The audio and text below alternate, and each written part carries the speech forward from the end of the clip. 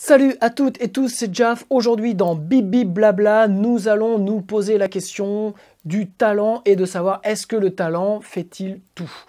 Voilà, en attendant le visionnage qui va être bien entendu mais passionnant, je vous remercie de vous abonner et de cliquer sur le petit bouton en bas abonnement pour m'aider à développer et à promouvoir cette chaîne. Je vous retrouve après le jingle pour parler donc du talent. À tout, ciao.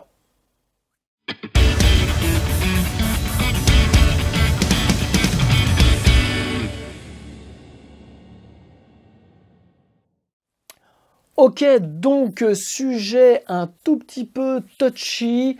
Voilà, qu'est-ce que le talent? Et la question est de savoir, est-ce que le talent fait-il tout dans la réussite d'un artiste? Alors, je me suis posé cette question parce que forcément, en tant qu'artiste, on se la pose, de savoir est-ce qu'on en a, est-ce qu'on n'en a pas, est-ce qu'on fait de la merde. Vous pouvez retourner voir, pour ceux qui ne l'ont pas vu, la vidéo de Bibi Blabla que j'ai fait qui s'appelle « Je fais de la merde ». Et donc, voilà, c'est des questions qui reviennent constamment, je pense, dans l'esprit de tous les artistes qui sont en phase de création, en phase vraiment de développement. Je voulais en débattre avec vous. Alors, sujet touchy, le talent fait-il tout? Déjà, qu'est-ce qu'on appelle le talent? On a, je trouve, bien souvent tendance à parler de talent sur des musiciens ou des artistes qui sont doués. Alors, c'est pour moi deux choses différentes. Vraiment, on peut être talentueux et être très mauvais musicien. Certains pensent que le talent est lié au fait d'être doué, d'être un fort en gamme, je dirais. Donc, en fait, est-ce que les artistes doués de leur instrument sont-ils talentueux? Et est-ce que, avec ce talent, ils arrivent à réussir? On se rend compte que bien souvent, on connaît tous des groupes ou des artistes qui sont très doués techniquement, mais qui ne réussissent pas, qui n'ont pas la reconnaissance du grand public. Alors, j'étais en train de réfléchir parce que réussir, pour moi, ça ne veut pas dire grand-chose. Est-ce que réussir, ça veut dire vendre des disques? Est-ce que réussir, ça veut dire avoir un public, même petit? Voilà, tout est relatif. Et donc, le talent a cette, je dirais, relativité qui fait que on peut se poser des questions de savoir est-ce que les forts en gamme sont des gens talentueux. Voilà, ça me fait penser à un courant qui a eu lieu dans les années 80 avec les shredders et ces débouleurs de manches en tout genre. Et donc on a vu dans les années 80, alors moi fin des années 80 j'ai commencé à jouer de la guitare, donc par le concert des Floyd que j'ai vu, donc David Gilmour et tout sauf un shredder.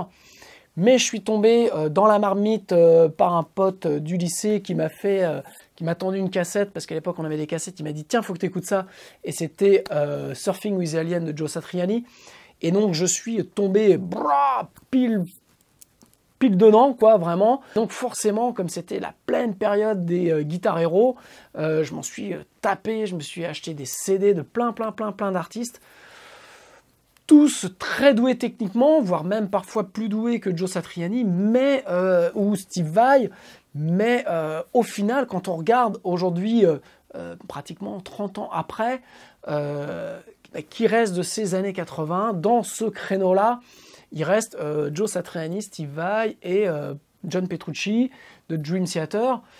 Et donc, il y a eu des guitaristes, mais beaucoup plus techniques. Il y a Malmsteen aussi, mais il y a eu beaucoup de guitaristes, mais ils sont tous un peu passés à l'as. Ils ont tous été un peu oubliés.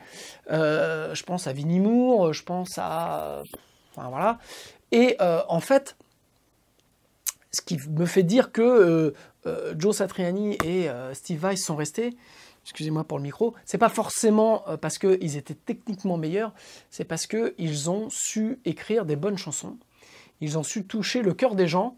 Et c'est vrai que qu'on aime ou qu'on n'aime pas le style, Joe Satriani a vendu sur Surfing with the Alien énormément d'albums, ce qui était une première, enfin une seconde parce qu'il y avait Jeff Beck qui l'avait fait dans les années 70, mais c'était vraiment une première dans les tops d'avoir un album de guitare instrumentale, parce qu'en fait, si vous prenez cet album-là, il y a au moins 2, 3...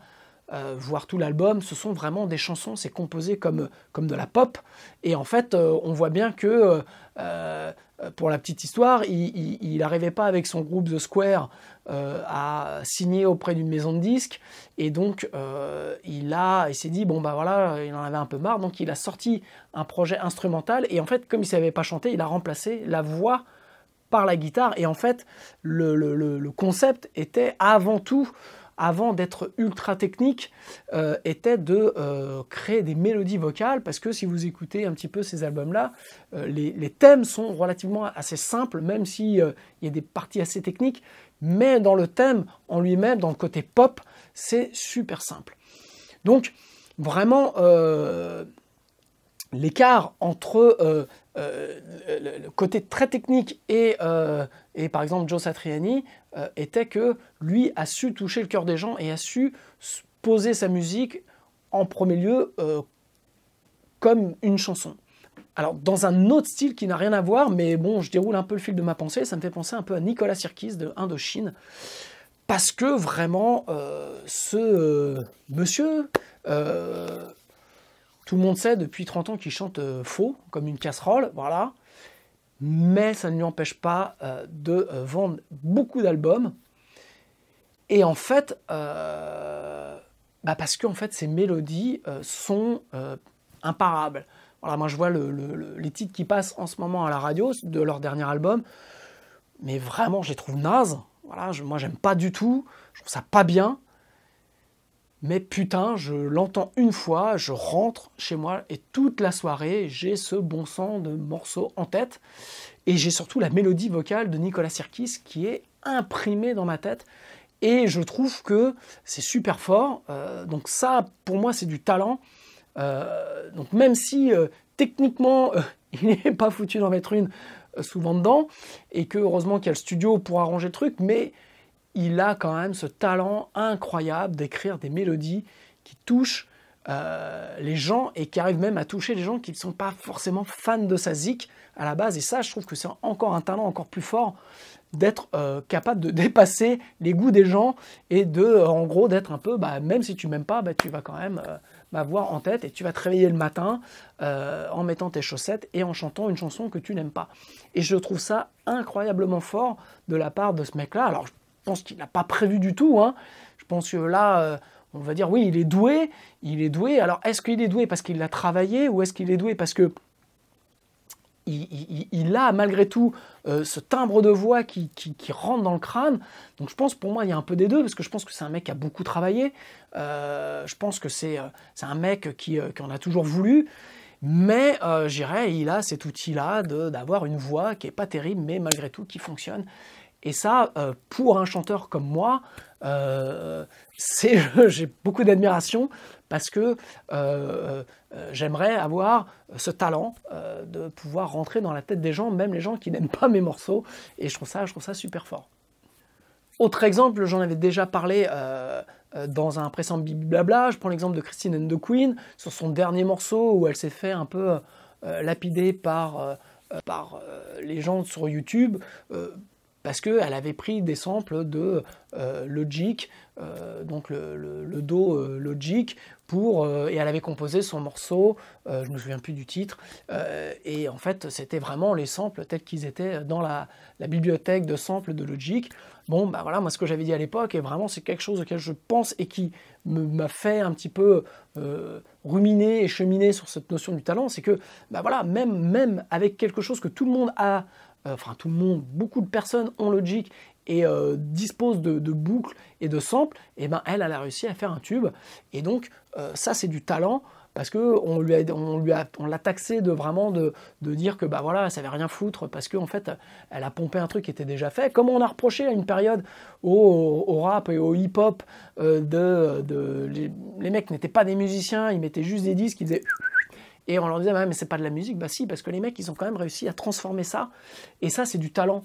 Qu'on le veuille ou non, le talent n'est pas juste, en tout cas pour moi, c'est mon point de vue, n'est pas juste dans le fait d'être un bon pianiste, d'être un bon guitariste, ou d'être techniquement un bon chanteur.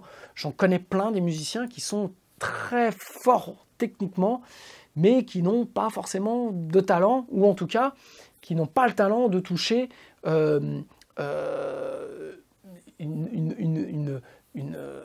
auditoire assez large. Alors, qu'on ne se méprenne pas sur mon propos, c'est pas parce que vous n'êtes pas capable de faire un tube que vous n'avez pas de talent, ça n'a rien à voir. J'essaie juste de montrer les notions, en fait, que le talent peut revêtir plusieurs casquettes, plusieurs chapeaux, mais que pour certains, avoir du talent, c'est être très doué techniquement. Pour d'autres, avoir du talent, c'est au contraire de pouvoir toucher le plus grand nombre. Et je pense que c'est pas si simple que ça. Pour moi, le talent, c'est un petit peu entre les deux, mais c'est surtout d'être capable d'avancer. Et le talent, c'est aussi, on peut parler de la détermination des musiciens à jamais rien lâcher, à être constamment, je dirais, sur le fil, et être surtout déterminé pour avancer dans son projet artistique. Et ça, c'est aussi une forme de talent de ne pas lâcher. Alors, qu'on se méprenne pas non plus, c'est-à-dire que pour moi, il faut travailler son instrument, il faut être en place rythmiquement, il faut, voilà, faut avoir je dirais, cette honnêteté vis-à-vis de la musique, vraiment pour être, je dirais, en phase avec ce qu'on a envie de faire musicalement. Mais malheureusement, s'il suffisait de faire des gammes 8 heures par jour et d'avoir du talent, ça se saurait. J'ai eu la chance il y a très longtemps, dans les années 90, de passer 3 mois au GIT, donc au Guitar Institute of Technology à Los Angeles, et j'ai vu des guitaristes qui étaient alors j'ai failli dire doués, mais au final, peut-être pas. En tout cas, j'ai vu beaucoup de guitaristes faire des descentes de manches de façon improbable, mais est-ce qu'ils ont réussi? Est-ce que ils ont pu mener à bien leur projet? Je ne sais pas. Après, je connais des musiciens qui font des carrières sur leurs compétences techniques. Après, musicalement, moi, ça ne me touche pas. Mais malgré tout, déjà, s'ils arrivent à en vivre en tant que musicien, bah, c'est déjà bien, je trouve. Donc voilà, il n'y a pas de... je dénigre pas, je ne veux pas être puant ou quoi aux caisses, en plus vu mon niveau. Mais je pense que la difficulté, en effet, c'est de pouvoir vivre de sa musique et vivre de sa passion. Et certains vont pouvoir, en ne travaillant pas leur technique, vont pouvoir toucher le plus grand nombre, et d'autres qui vont passer 8 heures par jour à bosser leur instrument vont avoir touché qu'une petite niche, ou vraiment une nichounette. Mais voilà, donc c'est le talent est quelque chose d'assez relatif et assez subjectif. Et c'est super difficile de dire, voilà, il est talentueux, il n'est pas talentueux. Christine and the Queen, elle n'est pas talentueuse parce qu'elle a pris des samples. Bon, bah ouais, dans ce cas-là, faites la même chose, hein, avec le même sample, sortez un tube comme ça. Pareil pour les mecs qui ont fait du hip-hop, voilà, ils ont souvent été taxés d'eux. Et puis, il y en a qui vont se pâmer devant des musiciens qui sont ultra techniques, et au final, malgré tout, leur musique, à mon sens, peut être chiante à mourir. Voilà, donc... J'aimerais bien connaître votre avis, j'aimerais bien qu'en bas ça s'enflamme, qu'il y ait du commentaire, qu'il y ait, j'allais dire des insultes, mais non, restons courtois, restons bienveillants, mais exprimons-nous, dites-moi ce que vous en pensez, est-ce que je dis des conneries, est-ce que vous êtes d'accord, ou a fait avancer le débat. Voilà, j'aimerais finir juste avec 2 citations. La première, donc je ne les connais pas par cœur, hein, la première de Victor Hugo, que j'ai trouvé en préparant donc, ce bibi blabla, qui dit « Les grands artistes ont du hasard dans leur talent et du talent dans leur hasard. » Voilà, donc ça me fait penser à quelque chose que j'ai écrit en préparant ce bibi blabla que j'ai pas dit, qui est que le talent pour moi c'est d'avoir la chance d'écrire la bonne chanson au bon moment. Voilà, donc j'ai écrit ça et plus bas, donc j'ai trouvé cette citation de Victor Hugo qui rejoint un peu ce que j'ai dit. Voilà, pour moi vraiment le talent c'est à un moment donné d'avoir la chanson qui match et qui plaît aux gens. Voilà, donc vous avez d'ailleurs des chanteurs qu'on appelle des One Hit on Wonder, qui ont fait qu'un tube, qui ont écrit plein de chansons, mais qui a un tube qui a marché. Et c'est vrai que vous écoutez ce tube, la chanson elle est mortelle, la voix elle est posée, enfin tout est parfait. Et vous écoutez les autres titres, vous pouvez dire oh j'aime pas comment ils chantent, ou oh c'est naze, ou vous n'aimez pas du tout le style. Et il y a ça, il y a un moment donné peut-être être touché par la grâce et d'avoir cette humilité. Donc ça, c'était pour la première citation de Victor Hugo. Et la deuxième, qui est de Jacques Brel, qui est aussi, je trouve, très juste, qui est le talent, ça n'existe pas. Le talent, c'est d'avoir envie de faire quelque chose.